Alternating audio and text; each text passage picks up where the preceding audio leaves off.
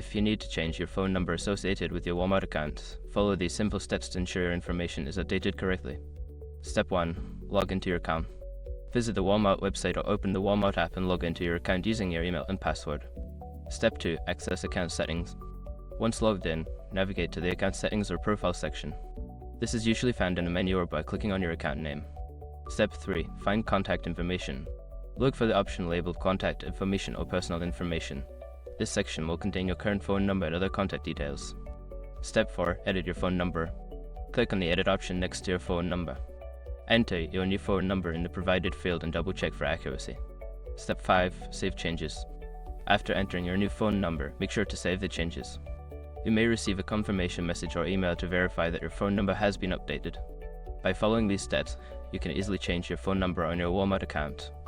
If you encounter any issues, consider reaching out to Walmart customer service for assistance.